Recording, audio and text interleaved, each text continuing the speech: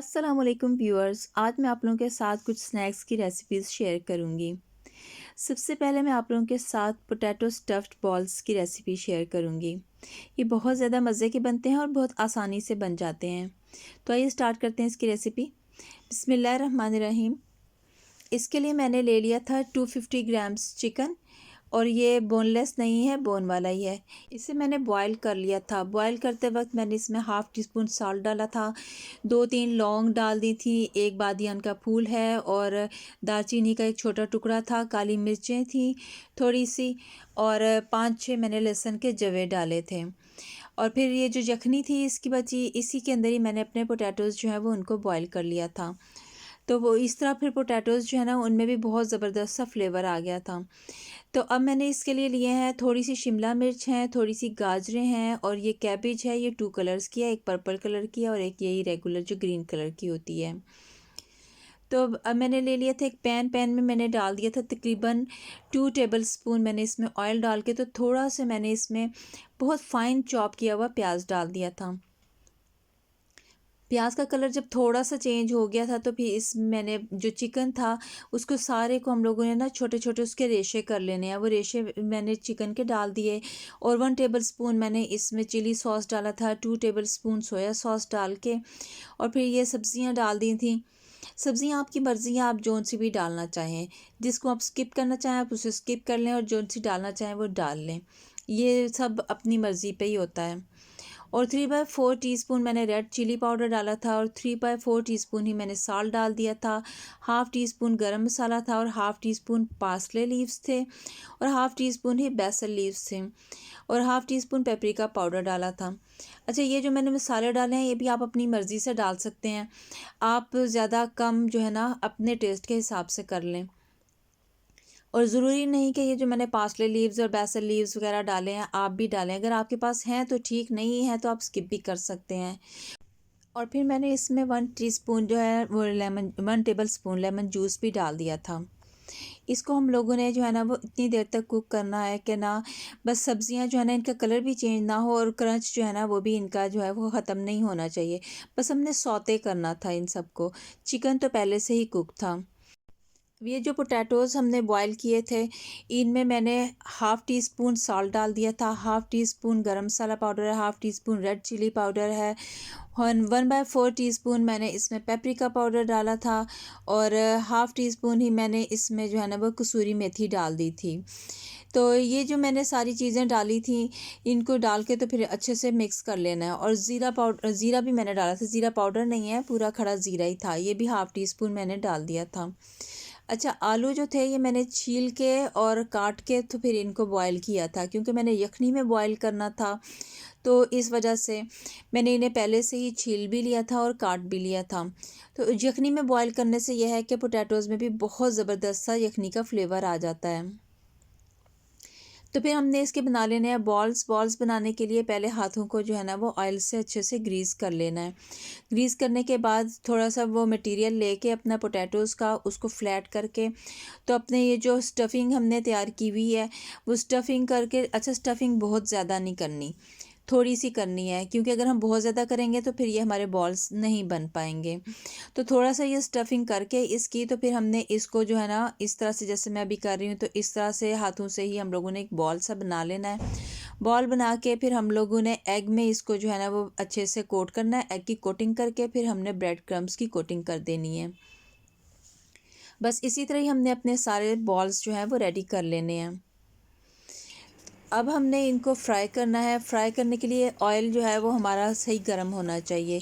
Medium flame पे हमने इनको फ्राई करना है, और ये हम इन्हें इतनी देर तक फ्राई करेंगे कि इनके ऊपर अच्छा सा गोल्डन सा कलर आ जाए।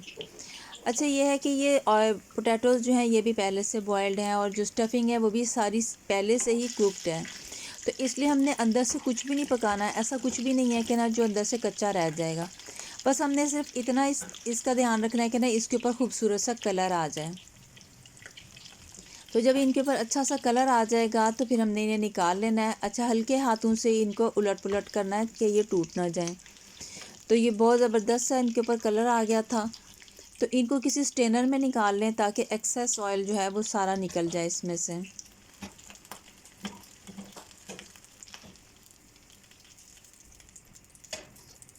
ये फ़र्स्ट बैच मेरा जो है वो रेडी हो गया था। मैंने सेकंड बैच भी डाल दिया था इसी तरह ही, तो वो भी मैंने रेडी कर लिया था।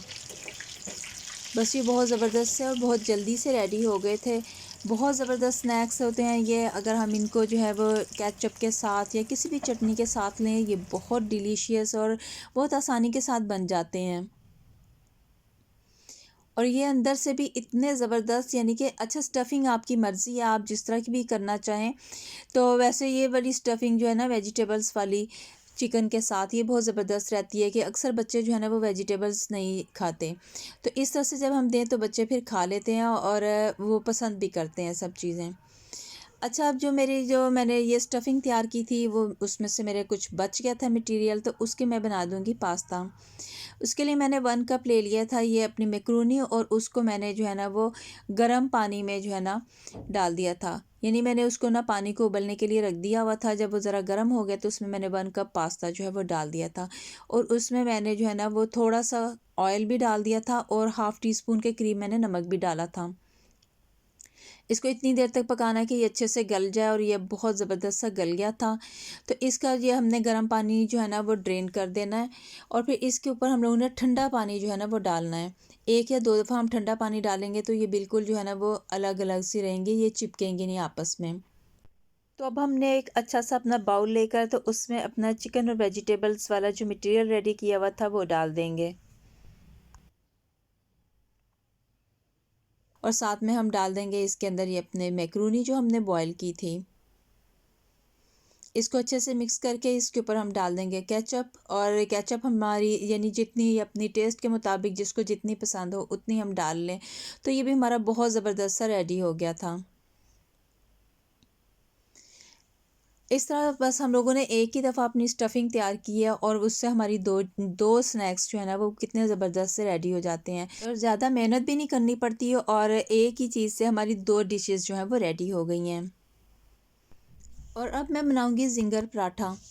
ज़िंगर पराठा बहुत ज़बरदस्त बनता है। इसके लिए पहले मैं एक बनाऊंगी चटनी। चटनी के लिए मैंने ले लिया था हाफ़ बंच, मैंने लिया था धनिए का, और हाफ़ बंच ही मैंने ले लिया था पुदीने का। और साथ में मैंने डाल दिया था 1 मीडियम साइज़ का जो है इसमें प्याज डाला था, और 4 से 5 मैंने इसमें ग्रीन चिलीज़ डाल दी थी। और फिर मैंने इसमें डाल दिया था हाफ़ टेबल स्पून अनारदाना, 1/4 table spoon salt, half table spoon coriander powder यानी धनिया पाउडर, और थोड़ा सा पानी डाल के फिर हमने इसको अच्छे से ब्लेंड कर लेना है, यानी इसकी एक स्मूथ सी पेस्ट बन जानी चाहिए। अब ये चटनी हमारी बहुत ज़बरदस्त सी रेडी हो गई थी। इसको मैंने अपनी एक छोटी सी जो है ना वो कटोरी में निकाल लिया था।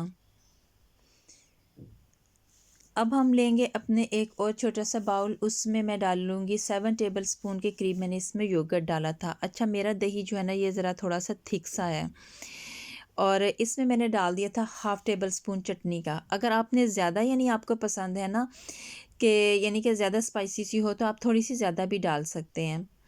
तो अब मैं दूसरी सॉस रेडी कर ली हूँ। उसके लिए मैंने डाल लिया था एक अपनी बाउल में थोड़ी सी केचप डाली है, थोड़ी सी मायोनीज़ है, और थोड़ी सी मैंने इसमें फ़्रेश क्रीम डाली है। क्रीम आप टेट्रा पैक की भी यूज़ कर सकते हैं। तो इसमें भी जो है ना ये अपनी मर्ज़ी है कि ना हमने कितना जो है ना वो केचप डालनी है और कितनी मायो, अपनी यानी कि जो हमने ज़्यादा डालना है हम वो ज़्यादा कर सकते हैं। बस हमने ये देखना है कि ना हमारी ये सॉस जो है ना ज़रा थिक सी रेडी हो जानी चाहिए।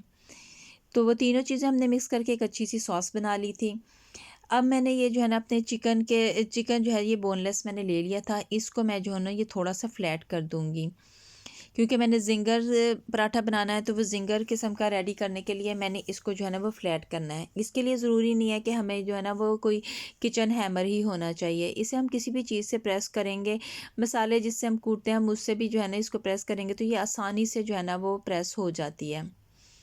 तो बस हमने अपनी सारी ये जो चिकन था ना उसको ये फ्लैट कर लिया था। अब मैंने इसमें डाल दिया था हाफ़ टी स्पून, मैंने इसमें साल्ट डाला था, और 1/4 टीस्पून से थोड़ा सा ज़्यादा मैंने इसमें रेड चिली पाउडर डाला है। 1 teaspoon paprika powder, 1/4 table spoon मैंने इसमें गरम मसाला डाला था, 1 टीस्पून मैंने हॉट सॉस डाल दी थी, श्रीराचा सॉस है ये, और 1 टेबल स्पून सोया सॉस है, 1 टेबल स्पून ही इसमें चिली सॉस जाएगा, और 1 टेबल स्पून ही इसमें मैंने विनेगर डाला था। तो इन सब चीज़ों को डाल के फिर हमने अच्छे से चिकन को जो है वो मैरिनेट करके रख देना है। अच्छा, ये जो मैंने सारे मसाले लगाए हैं, ये मैंने ऐसे लगाए कि ना ये बिल्कुल लाइट से हैं, कोई इतने ज़्यादा तीखे नहीं हैं, यानी बच्चे भी आसानी से खा सकते हैं। तो मैरिनेट करके मैंने कोई 15 से 20 मिनट के लिए रख दिया था। अब इसको मैंने जो है ना वो कोट करना है। ये मैंने कॉर्नफ्लोर रखा हुआ है, कॉर्नफ्लोर में कोट करके एक दफ़ा फिर इसको ठंडे पानी में डिप करके फिर दोबारा से इसको कॉर्नफ्लोर में से मैंने कोट करके तो रखते जाना है। अच्छा, अगर हम लोग बहुत ज़्यादा इसकी कोटिंग करेंगे, 2-2 3-3 दफ़ा जब कर देंगे तो फिर ये जो है ना अच्छा नहीं बनेगा इतना। बस सिर्फ इतना ही करना है कि पहले एक दफ़ा करें, फिर पानी में इसको डिप करके ठंडे पानी में फिर दोबारा से एक कोटिंग कर दें इसकी, और बस। यानी पानी में ज़्यादा दफ़ा डिप कर करके नहीं करना है। फिर हमने इनको जो है ना वो फ्राई कर लेना है। ऑयल हमारा गर्म होना चाहिए, क्योंकि ये जो चिकन के पीसेस हैं ये बिल्कुल हमने फ्लैट किए हुए हैं, ये बहुत जल्दी से अंदर तक कुक हो जाएंगे। तो इनको हमने इस तरह कुक करना है कि ना इनके ऊपर ज़बरदस्त सा गोल्डन सा कलर आ जाए, और ये बहुत ज़बरदस्त से हमारे जो है ना वो कुक हो गए थे। ऑयल हमारा गर्म ही होना चाहिए, ठंडे ऑयल में हमने नहीं डालना। और ये देख लें, ऑयल में डालने से बिल्कुल भी ये जो कॉर्नफ्लोर लगाया हुआ है ये नहीं उतरता है, ये लगा ही रहता है। तो बस फिर मैंने लिए थे पराठे, अपने पराठे मैंने पहले से बना के रखे हुए थे, और पराठे तो सबको ही बनाने आते हैं। तो पराठा बना के इसके अंदर फिर मैंने जो है ये अपनी ये जो दही वाली सॉस बनाई थी वो लगा दी थी।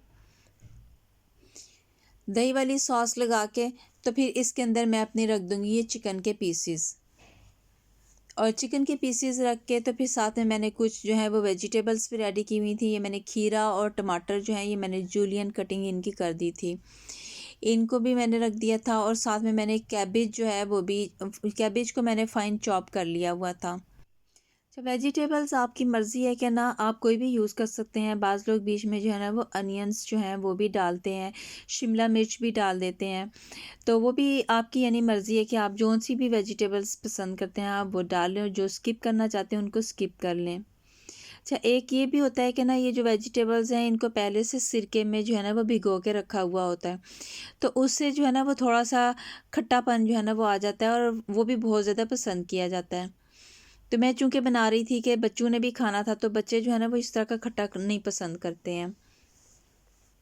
तो ये सारी वेजिटेबल्स जो हैं ये भी डाल के तो फिर मैंने इसके ऊपर मायो डाल दी थी। मायो डाल के फिर ये जो हमने अपनी सॉस रेडी की थी अपनी, वो वाली सॉस भी लगा के तो फिर हमने इसको पराठे को अच्छे से टाइट से करके रोल कर देना है, और बटर पेपर से इसको रैप कर देना है। बटर पेपर पहले से ही जो है ना वो नीचे हम लोगों ने बोर्ड के ऊपर बिछा के रखना है, अदरवाइज़ जो है ना अगर हम पहले पराठा रोल करके और फिर बटर पेपर लगाने की कोशिश करेंगे तो हमारा ये जो अंदर सारी स्टफिंग की है ना वो नीचे से गिर जाएगी। तो बस इसी तरीके से मैं अब अपने बाकी जो था पराठा, दूसरा पराठा रोल उसको भी रेडी कर लूँगी।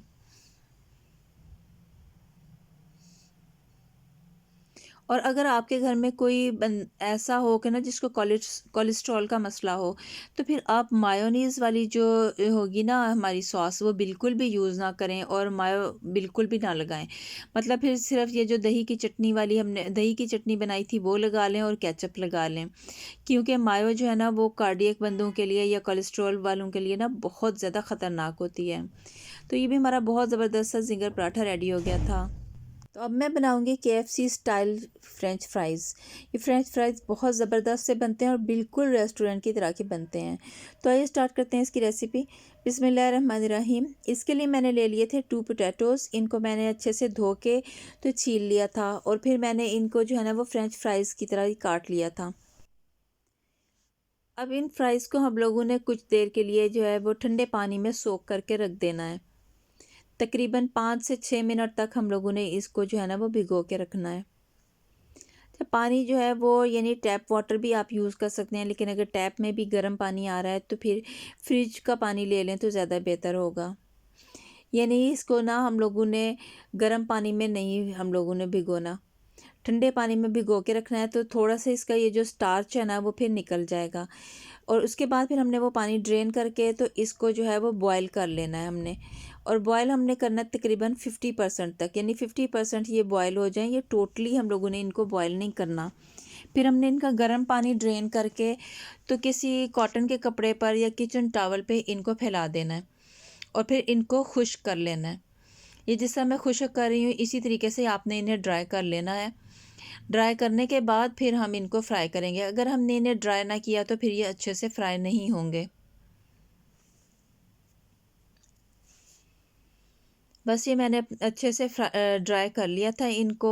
अब मैं इन्हें किसी एक बाउल में डाल के तो इनको थोड़े से मसाले लगाऊंगी। 1 टेबल स्पून मैंने इसमें कॉर्नफ्लोर डाला था, 1 टीस्पून ही सॉल्ट है, 1 टीस्पून रेड चिली पाउडर है, हाफ़ टी स्पून मैंने इसमें चाट मसाला डाला था और बिल्कुल एक चुटकी के बराबर मैंने येलो फूड कलर डाला था।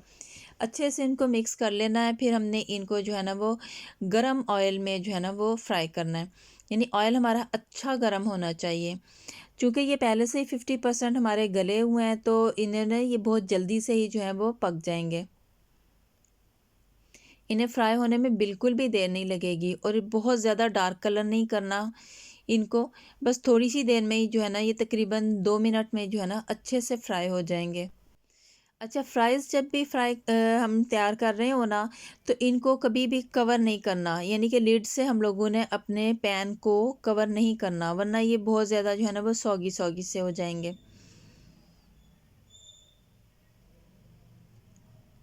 अब ये हमारे फ्राइज़ जो हैं वो अच्छे से रेडी हो गए हैं। इनके ऊपर कलर भी बहुत ज़बरदस्त सा आ गया है।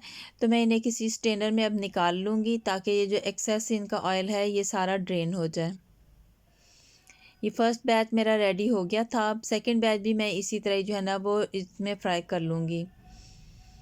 इसके लिए भी ध्यान रखना है कि ये सेकंड बैच भी जब हम डालें तो ऑयल हमारा गर्म ही होना चाहिए।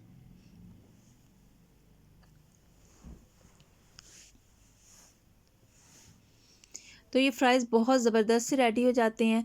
हम लोग जो घर में फ़्राइज़ रेडी कर बनाते हैं ना, वैसे जो बनाए जाते हैं आम तौर पर, वो ये होता है कि बहुत ज़्यादा जो है ना वो ऐसे ढीले से लटके-लटके से होते हैं और अगर हम बच्चों को लंच में भी रख के देते हैं तो वो जब तक बच्चों की ब्रेक होती है ना तब तक वो बिल्कुल ऐसे सौगी से और लटके हुए से हो जाते हैं। लेकिन इस तरह पहले आप बॉईल करके इनको जब आप फ्राई करेंगी ना तो फिर ये बिल्कुल जैसा रेस्टोरेंट्स के होते हैं ना उसी तरह ही रहेंगे और देर तक जो है ना क्रिस्प रहेंगे। अभी मेरा सेकंड बैच भी रेडी हो गया था। अब एक प्लेटर में टिश्यू पेपर या अपना किचन टॉवल रख के तो फिर उसके ऊपर हम लोगों ने इनको निकाल देना है ताकि ये जो भी एक्स्ट्रा सा ऑयल होगा, थोड़ा बहुत भी जो इसमें रह गया है वो सारा जो है ना ये एब्जॉर्ब कर लेगा हमारा किचन टॉवल। तो उस तरह फिर ये ना ऑयली ऑयली से नहीं रहेंगे। तो अब ये बिल्कुल देखें इनके ऊपर इतना ज़बरदस्त सा कलर आया है और ऐसे है ना कि जिस तरह वो रेस्टोरेंट से ही लिए जाते हैं उसी तरह के ही हैं। कोई बिल्कुल भी ऐसे लटके हुए से नहीं है, क्रिस्पी से हैं और बिल्कुल अच्छी तरह अंदर तक ये जो है ना वो फ्राई हो चुके हुए हैं। तो मैं उम्मीद करती हूँ आप लोगों को मेरी आज की सारी रेसिपीज़ बहुत पसंद आएंगी और आप भी ज़रूर ट्राई करेंगी। अगर आप लोगों को मेरी वीडियो पसंद आए तो इसको लाइक एंड शेयर कीजिएगा। तो नेक्स्ट वीडियो तक अल्लाह हाफिज़।